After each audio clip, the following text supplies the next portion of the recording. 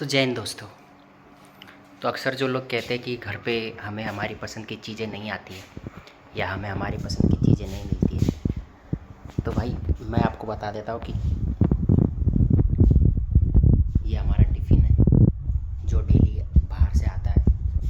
ठीक है, क्योंकि आजकल हमारी साइड पे जो हमारी साइड है वहाँ पर जहाँ पर काम चल रहा है वहाँ पर चीज़ें गैस वगैरह ये सब चीज़ें अभी मिल नहीं रही है बिकॉज़ ऑफ एक सिलेंडर की कीमत 5,000-6,000 हो चुकी है ब्लैक में।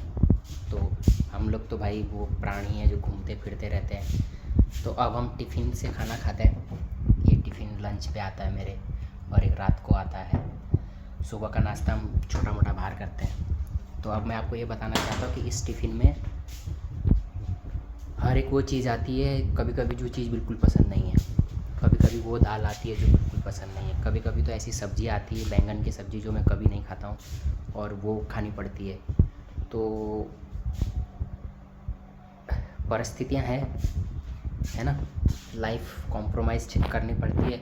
अगर आप नहीं खाओगे तो फिर आप कैसे जियोगे। तो अब ऐसा नहीं कि इस संघर्ष में मैं अकेला हूँ। तो इसमें आप देख रहे होंगे कि ये कल रात का टिफ़िन है, अभी वापस जाएगा, लंच आएगा, लंच का टिफ़िन आएगा।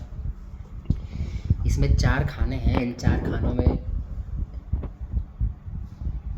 मेरे पसंद की या मेरा आज क्या मन है वो चीज़ें बिल्कुल नहीं आई। तो सेम वही चीज़ है कि आज अगर मेरा मन है कि मेरे को अमीर होना है तो भगवान अपने हिसाब से देगा जब उसको देना है।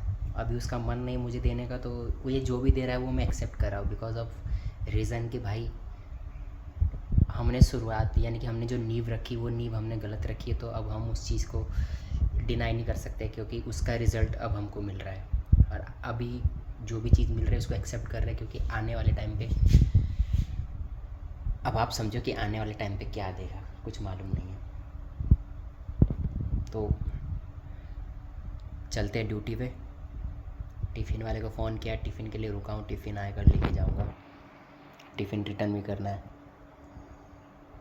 बस जो खाना बनाने वाला इंसान है वो अपने भाव से खाना बनाता है, उसमें थोड़ा सा भाव उसका पैसों का भी रहता है क्योंकि दाल में पानी ज़्यादा देता है, रोटियां आधी कच्ची आधी पक्की देता है।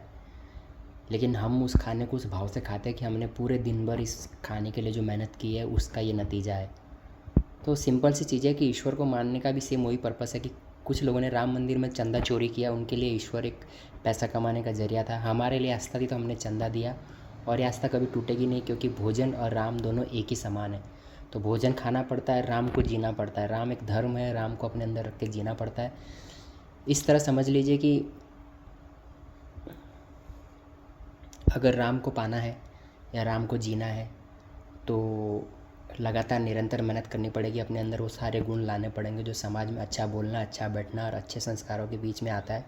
सेम वही तरीके से पैसे कमाने वालों के लिए सिर्फ उनके लिए मंदिर मस्जिद हर जगह पैसा कमा के अपने घर परिवार को चलाना होता है। वो भी जो जैसा देखे ईश्वर को, है कि नहीं।